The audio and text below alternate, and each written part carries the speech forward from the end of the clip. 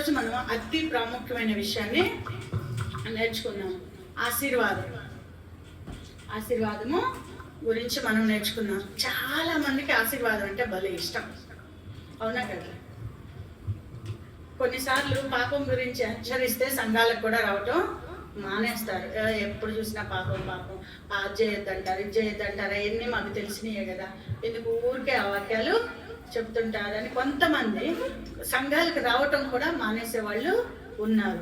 ఆశీర్వాద వాక్యాలు చెప్తే మాత్రం అసలు భలే ఆసక్తిగా వాళ్ళు వస్తారు. వీరికి ఆశీర్వాదం పైన ఉన్న ఆసక్తి దేవుని వాక్యాన్ని శ్రద్ధగా వినటము, నేర్చుకోవటం, దానిని మన జీవితంలో అవలంబించటం అనే దాని మీద ఎంత మాత్రము లేదు. వారికి కావలసిందంతా ఆశీర్వాదం అని అంటే దేవుడు ఆకాశ వాక్యాలను విప్పి పట్టజాలను విస్తారమైన దీవులు మీకు ఇస్తాడు. మీ గర్భఫలం, మీ భూఫలము ఆశీర్వదించబడుతుంది. నువ్వు లోపలికి వెళ్ళినప్పుడు, బయటకు వచ్చినప్పుడు ఆశీర్వదించబడతావు.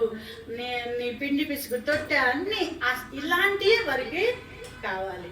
అంటే ఈ లోకంలో మనం ఆస్తులు సంపాదించుకోవటము, బంగారం సంపాదించుకోవటము, బంగ్లాలు సంపాదించుకోవటము, వాహనాలు సంపాదించుకోవటమే వాళ్ళు ఆశీర్వాదంగా భావించి దానికోసమే మందిరానికి వచ్చే వాళ్ళని మనం చాలా మందిని చూస్తుంటాం. దీన్ని అవకాశంగా తీసుకొని చాలా మంది బోధకులు ఆశీర్వాద పండుగలు, ఆశీర్వాద కూటములని పేరు పెట్టి ప్రజలను, విశ్వాసులను ఆకర్షించి రాబట్టుకుంటున్నట్లుగా మనము చూస్తున్నాం. అసలు ఆశీర్వాదం అంటే వారికి ఏంటో తెలియకపోవటం వల్ల వారు ఆ విధంగా చేస్తున్నారు. మనం ఈరోజు ఆశీర్వాదం అంటే ఏంటో చూద్దాం. ఆదికాండము 1వ అధ్యాయము 28వ వచనములో ఆదాము కాలంలో దేవుడు ఏ విధమైన ఆశీర్వాదాన్ని ఇచ్చాడనేది మనం చూద్దాం. ఆదికాండము 1వ అధ్యాయం 28వ వచనములో దేవుడు వారిని ఆశీర్వదించను. ఎట్లనగా మీరు ఫలించి అభివృద్ధి పొంది విస్తరించి భూమిని నిండించి దానిని లోపరుచుకున్నది. సముద్రపు చేపలను, ఆకాశ పక్షులను, భూమి మీద ప్రాకు ప్రతి జీవుని ఏరుడని దేవుడు వారితో చెప్పింది. చాలు కదా. దేవుడు వారిని ఆశీర్వదించెను. ఎట్లనగా మీరు ఫలించి అభివృద్ధి చెంది విస్తరించి భూమిని నిండించి దానిని లోపరుచుకున్నది. ఆదాము కాలంలో దేవుడు ఇచ్చిన ఆశీర్వాదం ఏంటి? భూమిని నిండించేంత ఫలించాలి. ఫలింపంటే సంతానం.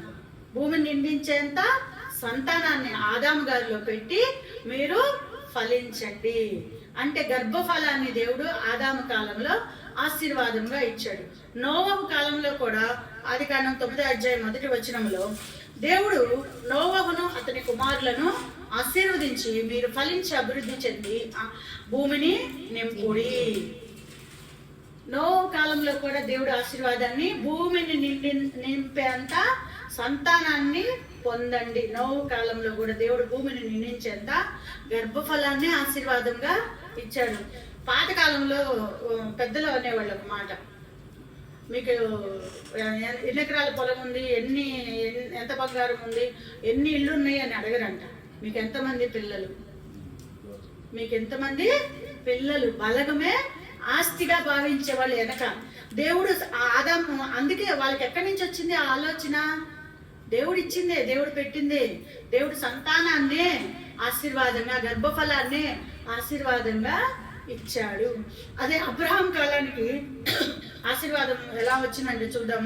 ఆదికాండం 12వ అధ్యాయం 1-2 వచనాలు చూసినట్లయితే నీవు లేచి నీ దేశము నుండి, నీ బంధువుల యొద్ద నుండి, నీ తండ్రి ఇంటి యొద్ద నుండి బయలుదేరి నేను నీకు చూపించే దేశమునకు వెళ్ళుము. నిన్ను ఆశీర్వదించి నిన్ను గొప్ప జనముగా చేసి నిన్ను ఆశీర్వదించి నీ నామమును గొప్ప చేయుదును. నువ్వు ఆశీర్వాదంగా నందువు.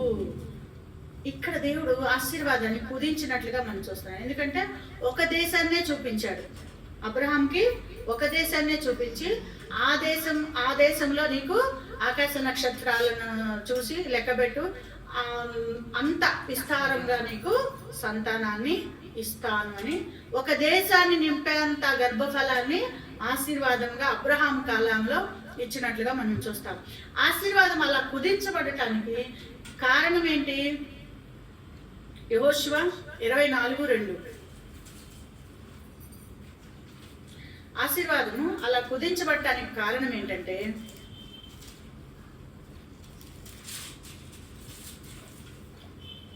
ఇశ్రాయేలు దేవుడైన యెహోవా చెప్పున్నదేమనగా, ఆది కాలము నుండి మీ పితరులు అనగా అబ్రహాముకుడు నాహోరుకుడు తండ్రి అయిన తెరహు కుటుంబీకులు నది అద్దరిన నివసించి ఇతర దేవతలను పూజించిరి.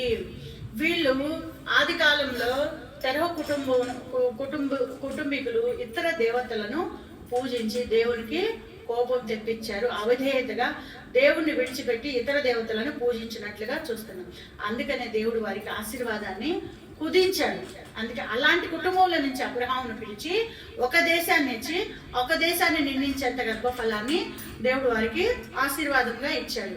మరి ఇశ్రాయేలీయుల కాలానికి వచ్చేసరికి ఇప్పుడు అబ్రహాం కాలం వరకు ఆశీర్వాదాన్ని చూసాం. అబ్రహాం కాలానికే ఆశీర్వాదం కుదించబడింది ఒక దేశం వరకు. మరి ఇశ్రాయేలీయుల కాలానికి దేవుడు వారికి ఇచ్చిన ఆశీర్వాదాన్ని మనం చూద్దాం. ద్వితీయోపదేశ కాండము 1వ అధ్యాయము 28వ అధ్యాయం 1 నుంచి 6 వచనాలకు చూస్తే, నీవు నీ దేవుడైన యెహోవా మాట శ్రద్ధగా విని నేడు నేను నీకు ఆజ్ఞాపించే ఆజ్ఞలన్నింటినీ అనుసరించి నడుచుకొని నీ ఎడల నిన్ను నీ దేవుడైన యెహోవా భూమి మీద ఉన్న సమస్త జనముల కంటే నిన్ను హెచ్చించును. నీ దేవుడైన యెహోవా భూమి మీద ఉన్న సమస్త జనముల కంటే నిన్ను హెచ్చించును.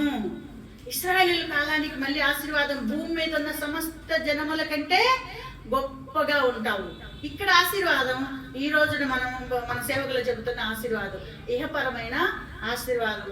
అంటే ఈ లోకంలో ఉన్న అందరికంటే నువ్వు గొప్ప ధనవంతుడిగా ఆస్తిపరుడుగా నువ్వు ఉంటావని ఇశ్రాయేలీయుల కాలానికి దేవుడు ఆ విధమైన ఆశీర్వాదాన్ని ఇచ్చినట్లుగా చూస్తాము. అలాగే మలాకి 3:10 నా మందిరంలో ఆహారం ఉండినట్లు 10వ భాగవంతియు మీరు నా మందిరపు నిధిలోనికి తీసుకురండి. దీన్ని చేసి మీరు నన్ను శోధించినట్లా నేను ఆకాశవాకులను విప్పి పట్టజాలనంతా విస్తారంగా దీవెనలను కుమ్మరించదనని సైన్యములకు అధిపతిగా యెహోవా సెలవిచ్చుచున్నాడు. ఇశ్రాయేలీయులకి ఇన్ని ఆశీర్వాదాలు ఎందుకు ఇచ్చాడు అనంటే, మనము 6 నెలలు సహవాసం చేస్తే వాళ్ళు అవుతారని లోకంలో సామెత ఉంది. కానీ ఇశ్రాయేలీయులు ఎన్నేళ్ళు సహవాసం చేశారు? 430 సంవత్సరాలు ఐగుప్తీయులతో సహవాసం చేశారు. మరి 6 నెలలకే వాళ్ళ అలవాట్లు మనకు వస్తాయి. మరి 430 సంవత్సరాలు ఐగుప్తులో జీవించినప్పుడు వారు ఐగుప్తీయుల ఆచారాలన్నింటినీ వీళ్ళు అవపోసన పట్టుకున్నారు. ఒళ్ళంతా వాటినే నింపుకొని ఉన్నారు.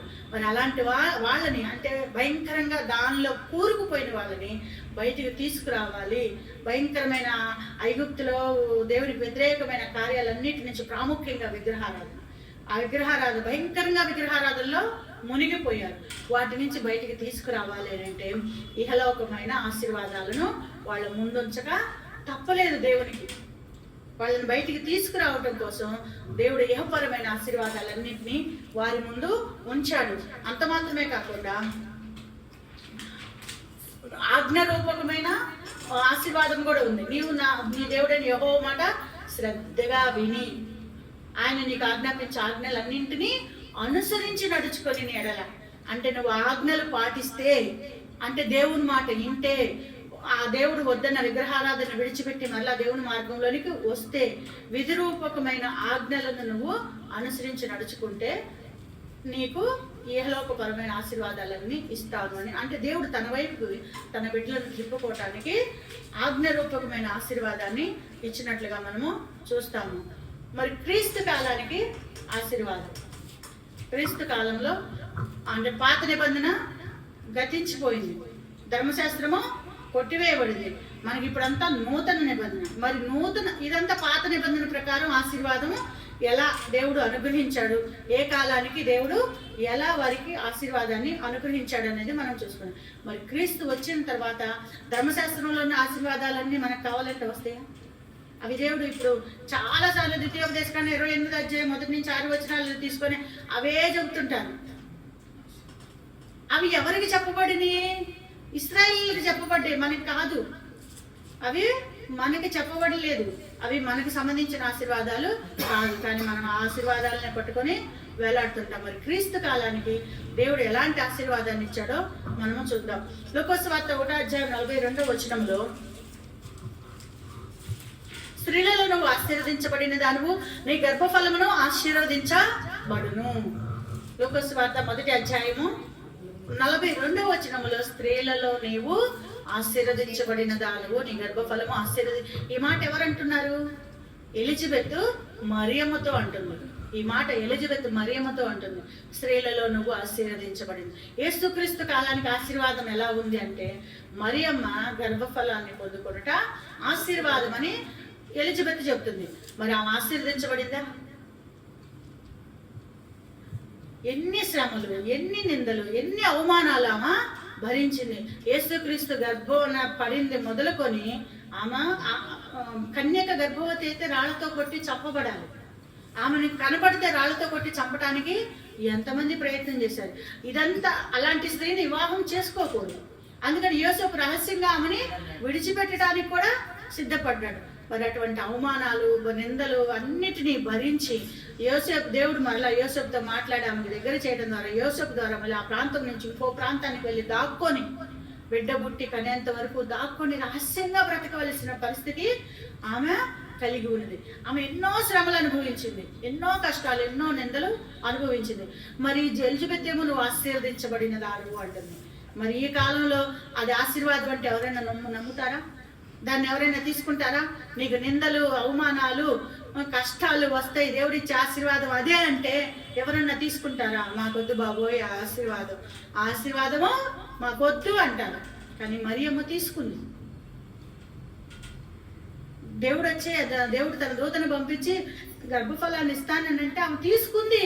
ఆమెకు తెలియదు అప్పుడు నాకు వివాహం కాలేదు, నేను కన్యకను, ఇది తీసుకుంటే చాలా నేను ప్రయాసపడాలి, అందరికీ దాక్కొని రహస్యంగా బ్రతకాలి, లేకపోతే చనిపోయే పరిస్థితి కూడా వస్తుంది అని తెలిసి కూడా ఆమె తీసుకుంది. ఎందుకు అని అంటే ఆమె అసలైన ఆశీర్వాదాన్ని చూసింది, ఇహపరమైన ఆశీర్వాదాన్ని చూడలేదు. కానీ లోకరక్షకుడికి తాను తల్లి కాబోతున్నాను, ఈ లోకరక్షకుడికి నేను తల్లిని కాబోతున్నాను, అంతకు మించిన భాగ్యము లేదు, అంతకు మించిన ఆశీర్వాదము లేదు అని ఈ లోకపరమైన కష్టాలను ఓర్చుకోవటానికి ఆమె సిద్ధపడింది. అలాగే యేసుక్రీస్తు ప్రభు కూడా లోక సువార్త 24వ అధ్యాయం 50వ వచనంలో ఆయన బేతనీ వరకు వారిని తీసుకుని పోయి చేతులెత్తి వారిని ఆశీర్వదించెను. లోక సువార్త 24:50లో దేవుడు తన శిష్యులను బేతనీ వరకు తీసుకుని వెళ్ళి చేతులెత్తి మరీ వారిని ఆశీర్వదించాడంట. ఇప్పుడు సేవకులే చేతులెత్తి ఆశీర్వదిస్తే చాలా మంది విశ్వాసులు ఆశీర్వదించబడుతున్నారు. నేను వాచ్మెన్గా ఉండి పెద్ద బంగ్లా కట్టుకున్నానని కొన్ని సాక్ష్యాలు వింటున్నాం. చేతులెత్తి బోధకులు, విశ్వాసులు, సేవకులు ఆశీర్వదిస్తే మేము వాచ్మెన్ స్థాయి నుంచి పెద్ద బంగ్లా కట్టుకొని జీవిస్తున్నాము, మాకు పలానా రోగం పోయింది, మేము చాలా బాగున్నాము, నేను ఇల్లు కట్టుకున్నాను, ఆస్తి సంపాదించుకున్నాను, నా బిడ్డకి వివాహమైంది, నా పిల్లలకి సంతానం కలగదంటే సంతానం కలిగింది. ఇవి మనం అనుకునే ఆశీర్వాదాలు.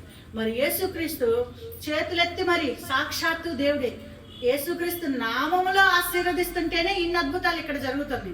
మరి సాక్షాత్తు యేసుక్రీస్తే చేతులెత్తి తన శిష్యులను ఆశీర్వదించాడు. మరి వారు ఇంకెన్ని పొందుకోవాలి, ఎన్ని బంగ్లాలు కట్టుకోవాలి, ఎంత ఆస్తులు సంపాదించుకోవాలి, ఎంత ధనంతో తులతోగాలి. మరి ఏ శిష్యుడైనా బంగ్లాలు కట్టుకున్నట్లు కానీ ఖరీదైన వాహనాల్లో తిరిగినట్టు కానీ మనము చూసామా? చూడలేదు. వారు పొందిన వారు ఎలాంటి జీవితాన్ని గడిపారు? అనేకులు వాళ్ళని సమాజ మందిరాలకి అప్పగించారు, కొరడాలతో కొట్టించారు, యాకోబు గారిని అయితే ఖడ్గంతో చంపించారు, స్టెఫెను గారిని అయితే రాళ్లతో కొట్టి మరి చంపారు. మరి అదెలా ఆశీర్వాదం? దేవుడు చేతులెత్తి వారిని ఆశీర్వదించాడు. కానీ మరి వారేమో శ్రమల గుండా, కష్టాల గుండా, నిందల గుండా, అవమానాల గుండా వెళ్ళి తమ ప్రాణాన్నే పోగొట్టుకున్నారు. కానీ వారు పొందుకున్నది ఏంటంటే దేవుడిచ్చే నిత్య జీవం అనే ఆశీర్వాదాన్ని వాళ్ళు పొందుకున్నారు.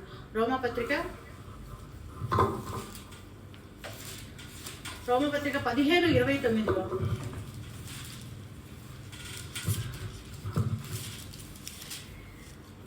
నేను మీ ఎదుకు వచ్చినప్పుడు క్రీస్తు యొక్క ఆశీర్వాద సంపూర్ణంతో వస్తుందని ఎరుగుతుంది. క్రీస్తు యొక్క ఆశీర్వాద సంపూర్ణముతో వస్తాను అని ఎవరు చెప్తున్నారు? పౌలు గారు చెప్తున్నారు. ఆ పౌలు గారి దగ్గర ఉన్న క్రీస్తు యొక్క ఆశీర్వాద సంపూర్ణత ఏంటి? సువార్త, దేవుని యొక్క జ్ఞానం.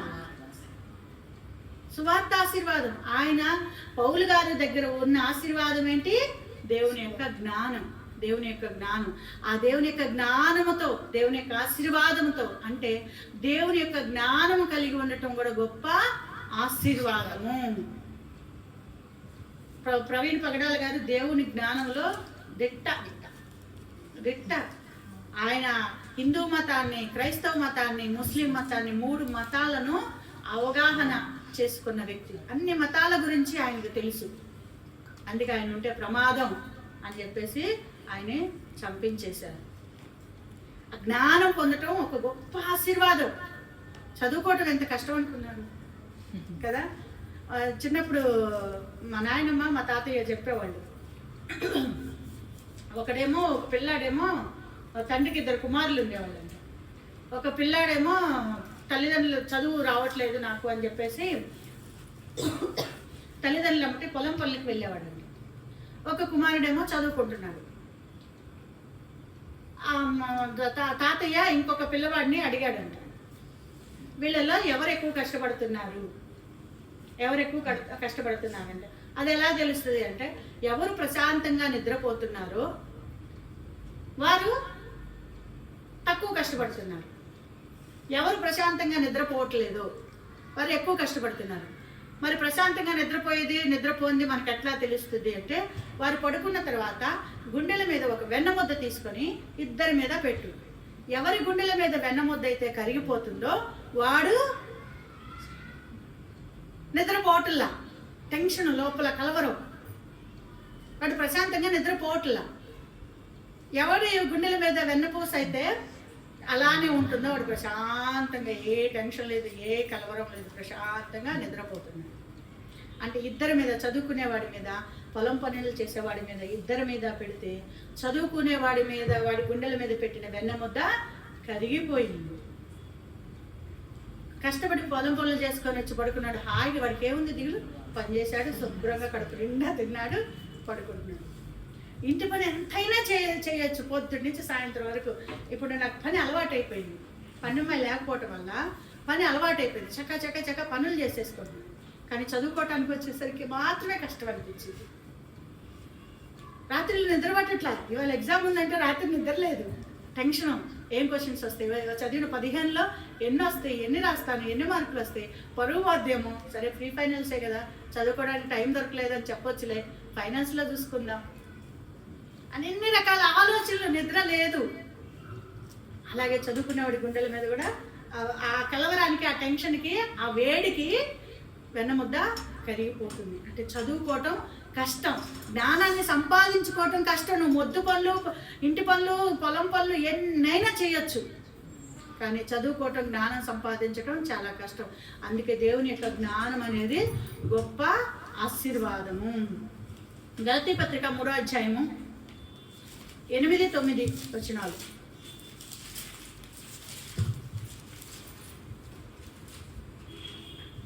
నీ యందు అన్యజనులందరూ ఆశీర్వదింపబడుదురు అని అబ్రహామునకు సువార్తను ముందుగా ప్రకటించెను. కాబట్టి విశ్వాస సంబంధులే విశ్వాసము గల అబ్రహాముతో కూడా ఆశీర్వదింపబడుదురు. చాలు.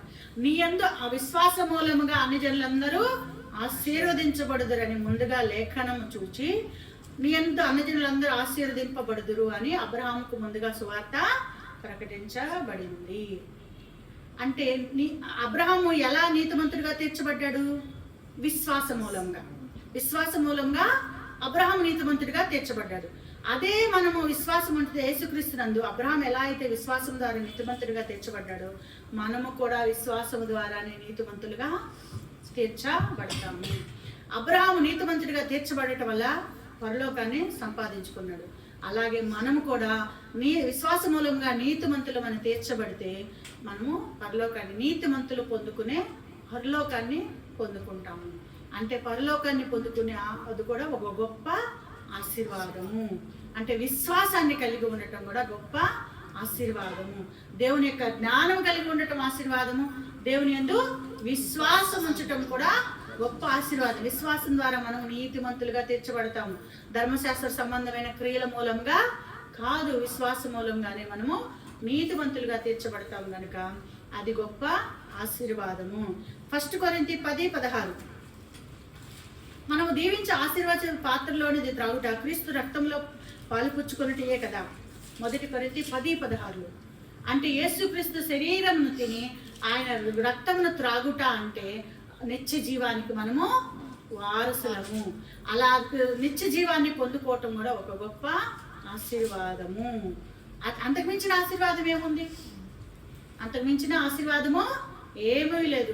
ఈ భూమి మీద నువ్వు పొద్దున్న లేచిన మొదలుకొని సాయంత్రం వరకు ఎంత ప్రయాసపడి సంపాదించినా కూడా అదంతా వ్యర్థమైపోయేది. అది దానివల్ల నీకు ప్రయోజనం ఏమీ లేదు. కానీ నీకు ఎందుకు ప్రయోజనం లేదంటే దాన్ని నువ్వు చేతపట్టుకొని పోలేవు. దాన్ని నువ్వు చేతపట్టుకొని పోలేవు, ఇక్కడే విడిచిపెట్టి పోతావు కనుక. కానీ నువ్వు చేతపట్టుకొని పోయేది దేవుని ఎడల నువ్వు జరిగించిన క్రియలు, దేవుని ఎడల గురించిన విశ్వాసం నువ్వు చేతపట్టుకొని పోతావు కనుక నీ క్రియలు నీతో కూడా వస్తాయి కనుక అది నీకు లాభము. ప్రసంగి 5:15-16 చెప్తాడనమాట. ప్రసంగి 5:15-16.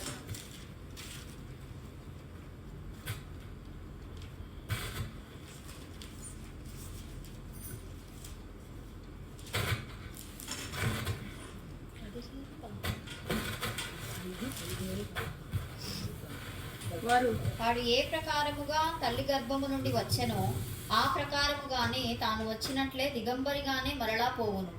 తను ప్రయాసపడి చేసుకొనిన దానిలో ఏదైనాను చేత పట్టుకొని పోడు. అతడు వచ్చిన ప్రకారముగానే మరలా పోవును. గాలికి ప్రయాసపడి సంపాదించిన దాని వలన వానికి లాభమేమి? చాలా సిస్టర్, గాలికి ప్రయాసపడి సంపాదించిన దాని వలన లాభమేమి? ఎంతో ప్రయాసపడి కష్టపడి ఆస్తులు సంపాదిస్తారు.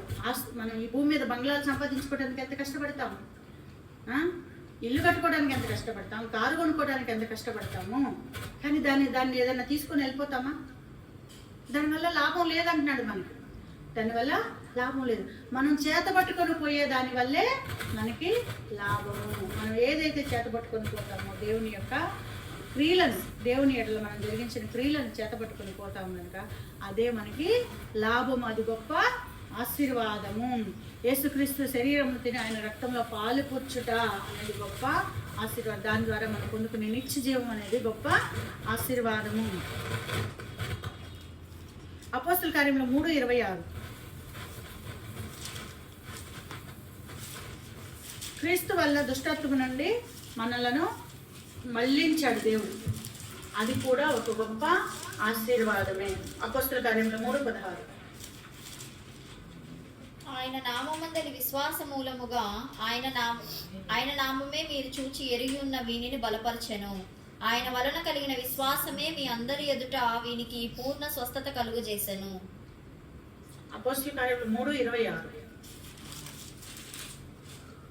దేవుడు తన సేవకుని పుట్టించి మీలో ప్రతివానిని వాని దుష్టత్వము నుండి మళ్లించుట వలన మేము ఆశీర్వదించుటకు ఆయనను మొదట మీ వద్దకు పంపెనని చెప్పెను.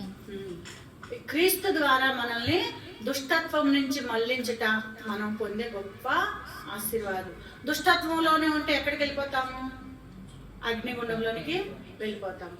అందుకే దుష్టత్వం నుంచి మళ్లించబడుట ద్వారా మనము పరలోకాన్ని చేరుకుంటాం కనుక అది గొప్ప. అంటే దుష్టత్వం నుంచి తొలగి దేవుని యొక్క మంచి మార్గంలోనికి రావటం కూడా ఒక గొప్ప ఆశీర్వాదం అని దేవుని యొక్క వాక్యము సెలవిస్తుంది. ఎఫెసీ పత్రిక 1:3 క్రీస్తు యేసునందు పరలోక సంబంధమైన ఆత్మ సంబంధమైన ప్రతి ఆశీర్వాదమును మనకు అనుగ్రహించను. అంటే మనం పొందుకునే ఆశీర్వాదం ఏంటి అంటే ఆత్మ సంబంధమైనది. మనం పొందుకునే ఆశీర్వాదం శరీర సంబంధమైనది కాదు. శరీర సంబంధమైనది ఈ లోకం వరకే. సొలొమోను గారు చెప్పాడు కదా, సమస్తము వ్యర్థమే వ్యర్థమే వ్యర్థమే. ఆయన ఆ మాట చెప్పింది 1000 మంది భార్యలను వివాహం చేసుకొని సుఖభోగాలు అనుభవించిన తర్వాత, ఎన్నో తోటలు ఉద్యానవనాలు నాటించి రకరకాల పండ్లు తిన్న తర్వాత, వేల కొలది జంతువుల మాంసమును తిన్న తర్వాత ఆయనకి వెనక్కి తిరిగి చూసుకుంటే ఇదంతా ఇప్పటి వరకే కదా, ఇప్పుడు నేను చచ్చిపోతున్నా, ఏం ప్రయోజనం? ఆయన చావుకు దగ్గర అయినప్పుడు అనిపించింది. అందుకే ముసలోళ్ళకి కోపతాపాలు ఉండవు, అన్నీ చచ్చిపోతాయి, క్షమిస్తారు. వాళ్ళు ఈజీగా క్షమిస్తారు, ఎవరి మీద కోపపడరు. ఎందుకంటే వాళ్ళకి అర్థమైంది జీవిత పరమార్థం. ఆ ఈర్ష్యాసి ఆ ద్వేషాలు పెట్టుకోవటం వల్ల ఏం ప్రయోజనం? ఆస్తి అని పాకులు ఆడటం వల్ల ఏం ప్రయోజనం? ఇప్పటివరకు సంపాదించి కూడబెట్టి వీడికి ఇచ్చాను, వీడు నాకు కూడే పెట్టట్లేదు, ఏం ప్రయోజనం? వీడి కోసమా? ఇప్పుడు ఏకంగా చంపుతున్నారు. ఇప్పుడు ఇంకా జాగ్రత్త పడాలి. యవ్వన పిల్లలకి అంటున్నారంటే వాళ్ళ మరణాన్నే వాళ్ళు కంటున్నారేమో. నిన్న ఎవరో తండ్రి కొడుకులకి గొడవ, ముందు సీట్లో కూర్చుంటానని చెప్పేసి తండ్రి వెనక సీట్లో కూర్చోమని. ఆ గొడవకి కుమారుడు కోపంతో జోబులో ఉన్న పిస్టల్ తీసి తండ్రిని కాల్చాడు.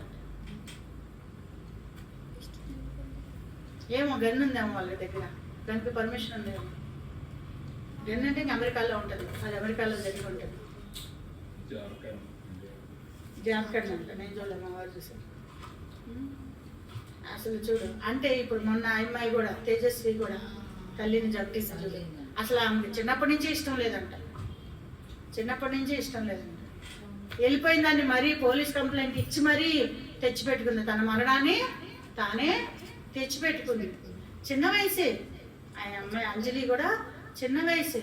ఎక్కువ కష్టపడి రోగాలు తెచ్చుకొని ఇదైపోయి మన పిల్లలే బాగుండాలంటే అంత కష్టపడి చదివించిన సొలొమోను గారు అన్ని అనుభవించిన చివరికి వచ్చేసరికి ఆయనకి ఏం ప్రయోజనం? వ్యర్థం అనిపించింది. రేపటి రోజు నీ పిల్లలు నీకు ఇంత ముద్ద పెట్టలేదు అనుకో, వీడి కోసం నేను ఇంత కష్టపడి నడువు ఎరగొట్టుకొని కాళ్ళు ఎరగొట్టుకొని ఇంత కష్టపడి చదివించింది అనిపించింది. అలా అనుకోకుండా ఉండాలంటే ఫస్ట్ నుంచే మనము బాగుండాలి, మన పిల్లలు బాగుండాలని, మన సంతోషము పరలోకాన్ని పోగొట్టేదిగా ఉండకూడదు. ఆ విధంగా మనం ముందుకు వెళ్ళాలి. దేవుడిచ్చే ఆశీర్వాదం ఏంటి? ఆత్మ సంబంధమైనది, ఈలోక సంబంధమైనది కాదు. ఆత్మ సంబంధమైనది అంటే పరలోకము, నిత్య జీవం. అందుకే ద్వితీయోపదేశకాండం 11వ అధ్యాయం 26వ వచనంలో దేవుడు దీవెన శాపము రెండు మీ ఎదుటనే పెట్టాడు. దీవెన శాపం రెండు నీ ఎదుటనే పెట్టాడు. నువ్వు దేవుడు ఏ ఆజ్ఞలు పాటిస్తే దీవెన, ఆజ్ఞలు పాటించకపోతే శాపం. ఆజ్ఞలు పాటించకపోతే దేవుడు ఇచ్చే శాపం ఏంటి? అగ్నిగుండం అనే శాపం. ఆజ్ఞలు పాటిస్తే దేవుడిచ్చే దీవెన అంటే ఆశీర్వాదమే. దేవుడిచ్చే దీవెన ఏంటి? పరలోకం అనే ఆశీర్వాదము. అంటే ఆజ్ఞలు పాటించి పరలోకాన్ని పొందుకోవటమే గొప్ప ఆశీర్వాదము. అదే యేసుక్రీస్తు కాలానికి మనం పొందుకునే ఆశీర్వాదం ఏంటి? దేవుని ఆజ్ఞల ప్రకారం జీవిస్తూ నిత్య జీవాన్ని పొందుకోవటమే నిజమైన ఆశీర్వాదం. ఈ లోకంలో మనం సంపాదించే కార్లు, బంగ్లాలు, ఆస్తులు ఏవి కావు, అవి మన వెంట రావు, వాటి వల్ల ప్రయోజనము లేదు. కనుక నిజమైన ఆశీర్వాదం కోసం మనం ప్రయాసపడాలని కోరుకుంటూ దేవుడు ఈ చిన్న వాక్యాన్ని దీవించును గాక.